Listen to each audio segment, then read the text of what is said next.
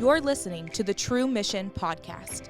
We believe that in Christ, you have the power to step into the life you were made for. On this podcast, we give you the tools and resources you need to live out God's purpose for your life, your TruMission.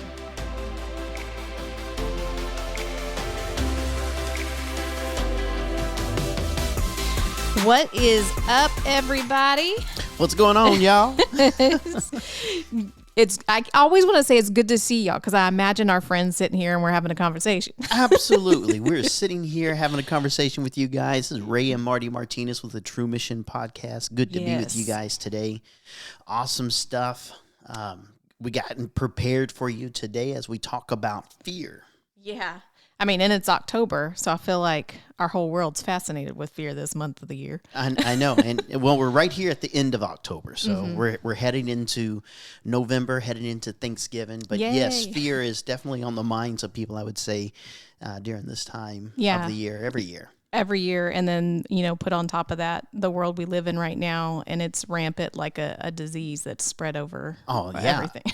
I mean, fear has crippled and gripped the hearts and lives of people over the last couple of years. It's been just, Yeah, I was thinking that even people that have never dealt with fear or even didn't think that it was a stronghold in their life, it's something that we have to naturally, you have to make an effort each day to not tap into the fear, because every time you turn on the TV, every time you overhear a conversation in the grocery store, it's, I don't know what we're going to do. I mean, I was in the grocery store yesterday and the people that were stocking the shelves were saying, why is all our Thanksgiving stuff already running out? Like, I like you brought up something that I want to point out today. And, you said, you were talking about the natural reaction, or I forget how you worded it just then, but the natural reaction we have in fear.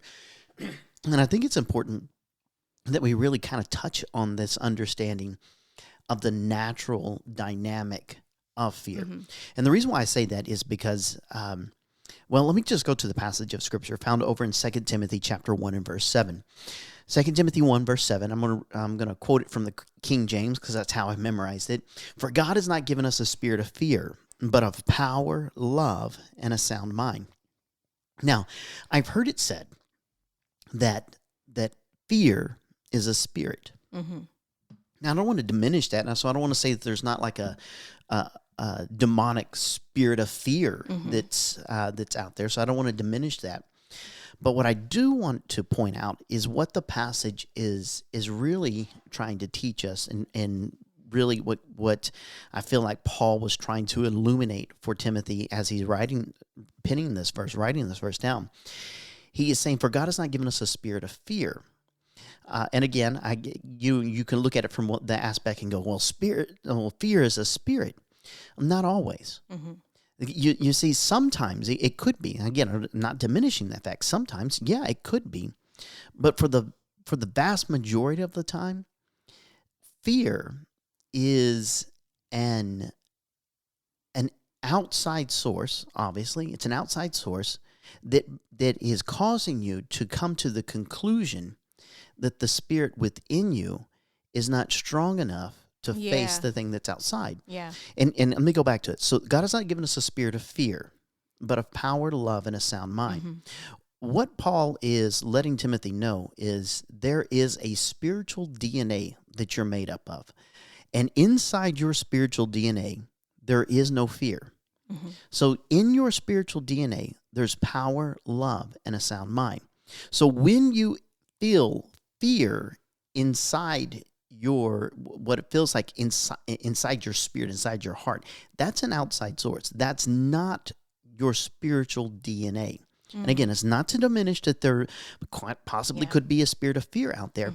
But I think sometimes what we do is we conclude that it is a spirit that's out there, rather than realizing a lot of the time it's a matter of faith. Yeah. And in that aspect, you could almost pit the two on polar opposites of each other. Fear on one side and faith on the other side.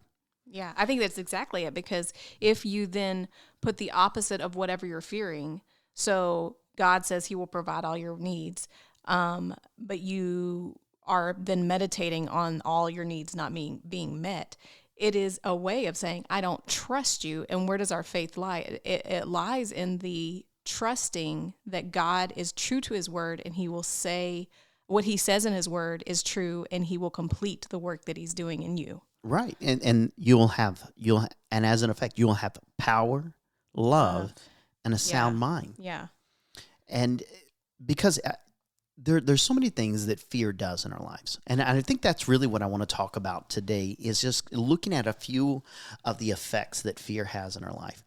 One being the effect that fear has in the consumption of our mind. Mm-hmm. That is, when we walk in fear and when we live in a state of fear, it will consume us. Yeah. It consumes our thought life. And here's the crazy thing about it.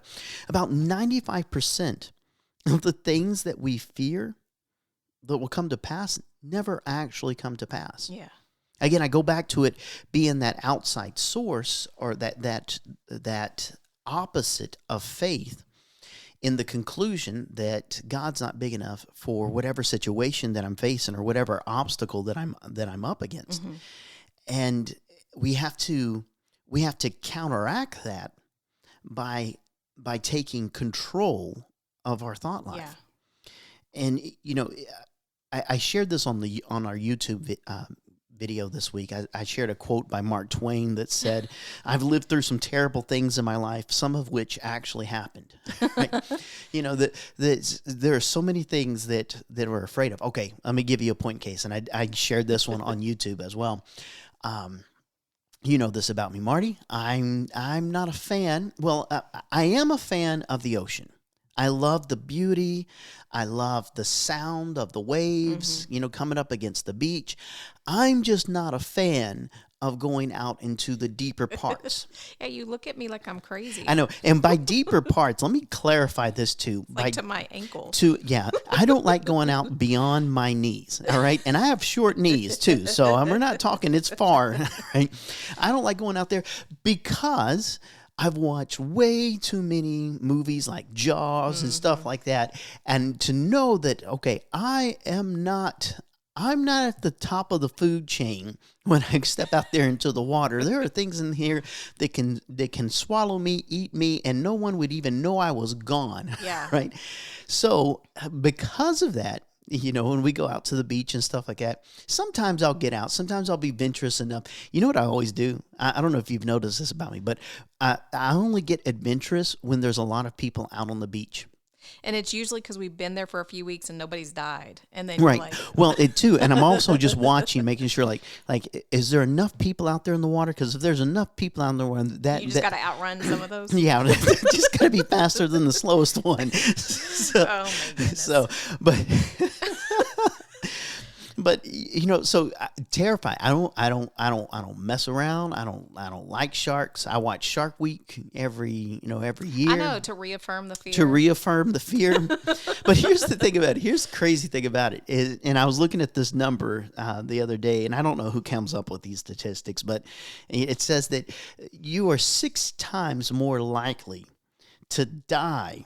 Listen, you're 6 times more likely to die from an attack from a wild pig than you would a shark.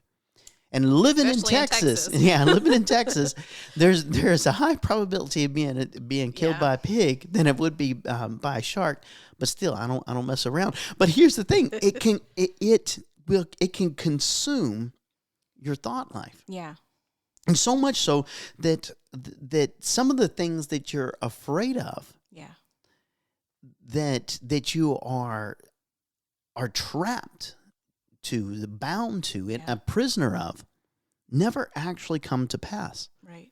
I think of what the psalmist writes over in Psalm chapter 13 and verse 2, when he says, "How long must I struggle with this anguish in my soul, with this sorrow in my heart every day? How long will my enemy have the upper hand on me?" Mm. And I think about it in respect to what we're talking about in the subject of fear. How long will we let fear dominate and dictate the journey to us? How long will we live with this state and the condition and the state of fear? Yeah. I was thinking about just the story that my mom told me. She struggled with fear, and it was a generational thing.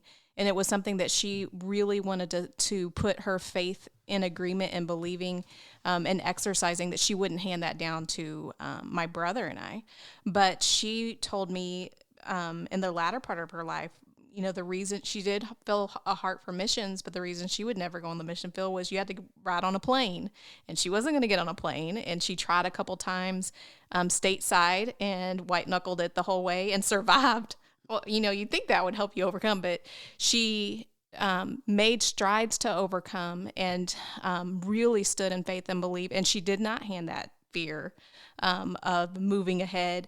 In fact, she told us, so this was something she was struggling with, but yet telling us, like, guys, when you're called to do something, fear will grip you. At some point in time, there's going to be something that you've called to do that you're like, what am I not qualified for this? I'm going to look foolish.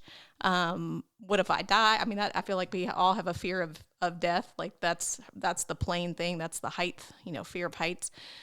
But stepping out and saying yes to God, and overcoming that fear, and then watching my mom overcome that fear and not hand that fear down to, the anxiety of fear down to her children, was a gift. And I get to see it in her journal where I'm like, wow, she really did struggle, because she didn't always voice, you don't always voice to your kids what you're struggling with, but she didn't always voice to us. I didn't realize how deep that, fear of life and death situations were to her. And it reminds me of, and maybe because I was just talking about the ocean, but it reminds me of that song, Oceans. You call me out on the water. Yeah, you call me out upon the water where feet may fail. And fear surrounds me. And fear surrounds me. Mm-hmm. My faith will stand. Yeah. It reminds me of that you have to step out by faith. Mm-hmm. You have to get out there. And again, if you allow it to, it will consume. Yeah. It will consume your thought life. But and here's the other thing that I found about it. Let me go back to that, all right? For God has not given us a spirit of fear, but of power, love, and a sound mind. And when I'm talking about a sound mind, I want you to think about the opposite effect that fear has in our life. Because fear will cloud our judgment. So God says, I've not given you a spirit of fear, but of power, love, and a sound mind. And what fear does is fear will cloud our judgment. Mm-hmm. It will cause things that aren't reality to appear to us as though it were real. Yeah. And it's it's the outside source drawing you to the conclusion that the God that's inside of you isn't big enough to handle the thing that's outside. Right. So when we're talking about it to kids, you understood it when you were a kid. Mm-hmm. I understood it when I was a kid. I watched way too many scary movies when I was a kid. And I remember there being times when I'd be in my room and I would see a shadow on a wall. And in my mind, I would conclude that shadow is the shadow of a boogeyman who's coming to snatch me out of my bed. Mm-hmm. And that boogeyman is going to get me. Mm-hmm. And I would to get up and run to my mom's room to get my mom. Mm-hmm. But if I get off my bed, and if I my feet go outside of my bed, then the thing that's underneath my bed is going to snatch my feet off. And so I'll never even make it to my mom's room. And then, just turn on the light, and in the light, you can see that it was a branch outside my window that was causing a shadow. Mm-hmm. But in my mind, I was concluding it was the worst case scenario. Yeah.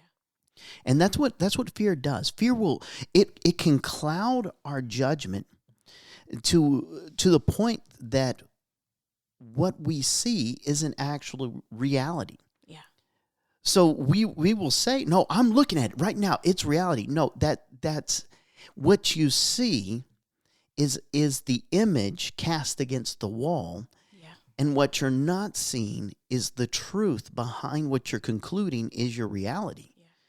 And because your judgment is being clouded. Mm-hmm. And fear can do this. Fear has a way of clouding our judgment. There was a passage, and I shared it on our YouTube channel, that's quite interesting, all right? Just think about this for a moment. John chapter 12, verse 42. So the scripture is talking about those that believed in Jesus, and it says, many people did believe in him, however, including some of the Jewish leaders. But they wouldn't admit it for fear that the Pharisees would expel them from the synagogue. Now, here's the thing I pointed out on YouTube. Here, they have Jesus that is in front of them. Mm-hmm. And fear has so clouded their judgment that they can't see the Savior that was with them. But this is what the disciples faced when the disciples are in the boat, mm-hmm. and the storm is raging, and in the middle of this storm, Jesus comes walking on the water. And you remember the disciples, their first reaction to this? Their first reaction is, it's a ghost. Yeah. Their first reaction is, it's a ghost, which tells me this isn't something that obviously somewhere in their life they had a fear of ghosts. Okay, so it tells me it's probably not the first time that they've been afraid of something that they misjudged. All right, but they're in fear. They're seeing Jesus walking on the water in the middle of this storm, and fear has so clouded their judgment that they can't see that it's Jesus. Isn't there so much times in life where something's happening, transition's changing, things are happening quickly, and we're slow, our brain and emotions and everything slow to process, and the very thing that we think is about to eat us is about to be the breakthrough that we needed. It's just in the whole perception of what we thought was happening was bad, but yet, even if it was bad, God, the word says he will turn around any situation for good. Well, you think about it. Always win. On the other side of that fear that the disciples are facing is a water walking moment. Yeah. So you don't get the water walking moment without having to overcome the fear. Yeah. And but fear, it will cloud your judgment. Yeah. It'll cause you to see things that aren't there, and make them real in your mind. Or to interpret them, worst case scenario, yeah. Yeah, absolutely. Like to interpret things.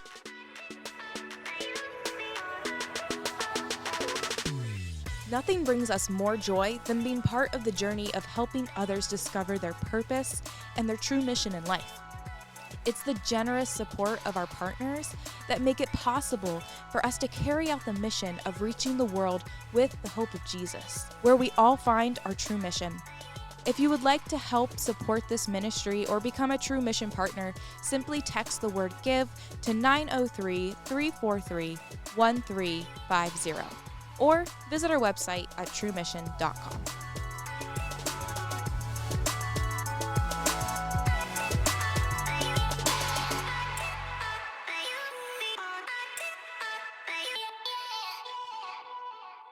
Before the break, we were talking about how it clouds our judgment. Yeah. And it really does. It can cloud our judgment and it cause things to appear real that aren't real. Yeah. Think about this one, to cause offenses. Yeah. To cause offenses to appear bigger than what they actually are. Yeah. So you're afraid, and the fear is gripping you, and because the fear is gripping you, something is said, and because fear is in the mixture, mm-hmm. what was said, which on any other time wouldn't have been a big deal. Wouldn't have been a big deal. And I've seen that so much. But now it's a huge deal because fear is in the mixture. Yeah. I think that even on the other side of that, when you're the person that said something and you weren't meant to causing an offense, but realizing where people are, if they're facing a mountain, what I'm just saying is like when people are facing a mountain, be considerate of, why did they take that the wrong way? Well, you don't know what they're going through, but that is something when we're facing a mountain that you need to guard against is offense and is the filters Because I feel like in those moments, our mind is going a million miles a minute, and we're just like dealing with this. What next? What's going to happen next? And then someone says something unintentional, and man, that can wound so deeply, and they don't even know what they did. Well, when you think about it too, when you're walking in fear, you're oftentimes walking in survival mode. Yeah, that's it. You're not walking in faith mode. You're walking in survival mode. Yeah. And survival mode is the survival brain sees everything as a threat. Yeah. So when somebody is saying something, you're interpreting it. It's a threat. Yeah. They're going to add to my problem. They're going to take away from the limited resources I already have. Yeah. Threat. And our natural reaction to threat is attack. Yeah. And it's no wonder in an atmosphere filled with fear, there is so much attacking of one another that's been released in our society. Yeah. I mean, in a society where fear is it's so prevalent. Mm-hmm.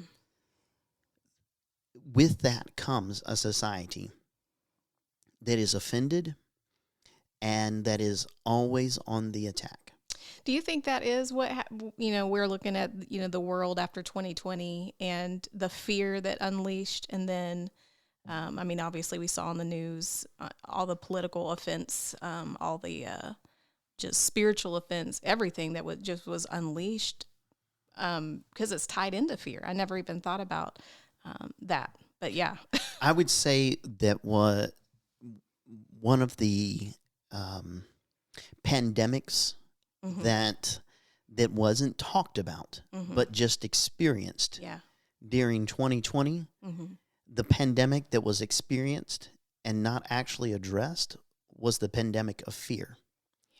And fear causing anger and hatred, and fear causing a lot of depression. So many people just overwhelmed with depression because of fear. The damaging effects that fear has, it's overwhelming, which kind of brings me to this last point here, and that's ultimately that fear will control your life. Yeah. It will control your life. I mean, it'll take over. It'll cause you to lose sleep. Yeah. It'll cause you to stress. Yeah, it's not good for your health. That's for sure. It'll cause high blood pressure. Yeah. I mean, fear will it will control your life. Yeah. This is why we see, last year, fear controlling lives. Couldn't buy toilet paper. Because fear of, I'm not going to have enough toilet paper. Yeah, and we still see that at the stores today is things that are just disappearing because of hoarding behaviors, because we're scared that it's not going to be there. I'm afraid. I got to go buy all the toilet paper. Doesn't make sense. You don't make rational moves and thoughts when you're walking. And now there's people that are sitting, with lifetime supplies of toilet paper. The fear will control. It will control your spending habits. It will control your relationships. Yeah. It will control your attitudes, and again, it'll control your sleep patterns. Yeah. I mean, how many times have I just think of my life? How many times I've struggled and continue to struggle with moments where I can't sleep at night because worry. That's a friendlier way of saying fear. Yeah. Because I'm allowing worry to consume me, and so I'm trying to think through, like, how can I fix this? How can this be fixed? How can this, going through and missing a good night's sleep? Yeah.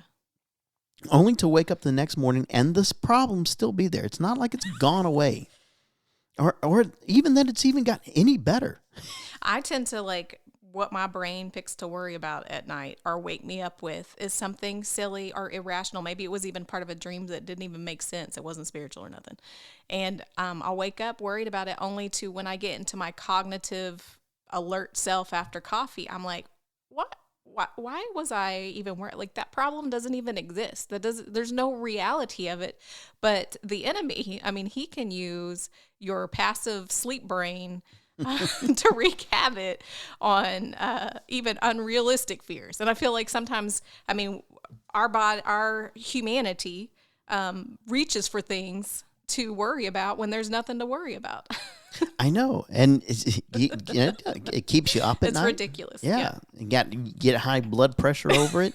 Yeah. You wake up the next morning having worried, tossed and turned, and not been able to sleep, and wake up the next morning. And I'm going to tell you, I don't think I've ever got up the next morning and it's solved. Like I never got up out of the bed and went, man, I'm so glad I missed that good night's sleep there's a couple times where I've worried, and then finally at the end of myself, because I'm so tired and I'm like, God, I can't handle this. And he's like, I know. And then it's by that morning, I'm exhausted now though, but by that morning I've yielded it finally to the Lord after fighting over it all night. But at the end of the day, it didn't change anything. It didn't benefit nothing. Well, it didn't change the problem. Right. It compounded the problem, because now whatever the problem was, you now have the problem and exhaustion. Yeah. So fear, if we're not cautious, it will take control of our lives. Yeah. I mean, because think about it. When you're fearful, you can't even laugh. I mean, you can't, like, joy's not there. It's not just the peace. I mean, obviously we know peace isn't ruling and reigning in your life when fear is there, but you're not able to relax and be in the present. You're so worried about the future or the past. Like, you are not presently minded. And that's what we're called to do. That's what our mission requires. That's what our children require. Our marriage requires. Yeah. It's just a robber. I call it fear a robber. And right. Well, one of the things and I can't remember who said it, but someone said, and I think I said it on my YouTube video, that fear is the interest paid on a debt you don't owe. Yeah. So it's interest paid on a debt you don't owe. But I was just thinking about some practical areas. So if you're battling fear, just throwing out some practical things for you. If you're battling fear and you're saying, well, I need to overcome this fear, what's one practical thing I can do right now to overcome fear? Stop listening to and reading news. That's it. Okay. Yeah, that is so practical. I was thinking about even when we were like fighting in the fight with Lily's health, how we had to silence every voice. We had to really focus. I mean, worship music was going all the time. And why were we doing that? Because if we didn't have that atmosphere going all the time, the thoughts would immediately take over, and we had to redirect onto what does the word say? What does the word say? What does the word say? And if you found yourself in that rhythm of, oh no, what I'm going to do? Oh no, what I'm going to do? Oh no, this is horrible. Like, you have to take active steps. It doesn't just go away. And I know what somebody's saying right now. Somebody's saying right now, but Ray, if I did that, if I stopped listening to the news, if I stopped reading the news, then I won't be informed. Listen to me. I promise you this, okay? I haven't watched the news in probably a year, and there is no shortage of people in your life that's gonna not keep you informed on what's going on. Yeah. I'm as informed today as I was when I was watching the news on a regular basis. I'm as informed today because, trust me, people will keep you informed. Yeah. But you have to make that conscious decision. You know what? I'm not most of, and I mean the vast majority of the news that's out there is fear-based. Mm-hmm. It's out. And evaluate it. After you watch the news, write down, how did this edify me? Most of it is fear-based. Yeah. And it's like, if the media can catch something that is fearful, it's like a shark frenzy. Another shark. It's like a frenzy, man. They jump all over that thing, and they will ride that thing until they'll beat that dead horse. Mm-hmm. They'll ride it until the next big thing, and it'll be dun dun dun, breaking news. And it's like, it's not breaking news. It's the same thing you said 10 seconds ago. But we're going to just keep repeating it and keep repeating it, keep repeating it, keep repeating it. And when you hear it over and over and over and over again, it can be destructive. I was talking to some pastors this past week at a convention, and some dealing with fear, and talking to them about the power of the God that we serve. Yeah. And it's that reminding them, you know what? We have to turn the news off because if we keep listening to the news will talk us right out of church. Yeah. And the reality is, Pastor, that Jesus said that he would establish his church and the gates of hell would not prevail against it. Yes. So if you listen to the news, the news would tell you, well, no, that church is going down. Not only is the church not going down, there's no way it can go down. That's right. And it's only, especially as the time draws near to Christ's return, and the church mobilizes more. No, it's the church is not done until Jesus comes back. Again, but a lot of it is fear-based. Yeah. It's I'm afraid, and so anymore I used to say just stop watching the news or stop reading the newspaper, or whoever reads the newspaper anymore. But stop that part. But I'm going to tell you some of the news is the news that pops up in your social media feeds. Yeah. The news that pops up in the social media feed that you say, you know what, I'm not feeding this. I'm not going to feed into this fear. I'm not going to allow it to consume. And again, I'm not talking about just, living in a bubble. Well, I'm not talking about living in a bubble, and I'm not talking about, not living without a wholesome, sound mind, right. Because that's exactly what I'm saying. Right. The Spirit of God has given us as a sound mind. But what I am saying is, man, I'm not going to allow fear to dictate the journey to me. That's right. Or to rob from me the best that God has for me, because I'm living in a state of fear over something that is likely to not even happen. Right. Right. And we all know that God has good things in store for each one of us. That he hasn't brought us this far to let us down. I mean, those are the confessions we do every morning with our kids. But hey, if you are struggling with fear in any area, we would love to join our faith with yours and believe God for breakthrough in your life. If you log on to TruMission.com, there's a prayer request form that you can fill out. Also, right now we are raising funds for the Philippines. Right. Do you want to say anything about? Absolutely. I mean, the Philippines have been hit hard during, of course, the pandemic, and then natural disaster. What just yesterday we got a report about the effects of the tsunami and all that's needed over there. So we're raising funds to help nutrition programs that we have going on over in Tagudin in the Philippines. And anything you can give towards that, we greatly appreciate it. If you log onto the website, you can give online as well as find our ministry address there and mail in. The giving that is taking place right now is going straight to the Philippines. So join with us in reaching the nation of the Philippines, because we know if we can meet the physical needs, that we can bring in the gospel and the world will be changed. Remember that you are made for more. For more information about TruMission, visit our website at TruMission.com. That is TRUMission.com. You can also check out our messages on our YouTube channel, and be sure to follow us on Instagram and Facebook at yourtrumission. Thanks again. You've been listening to the TruMission Podcast.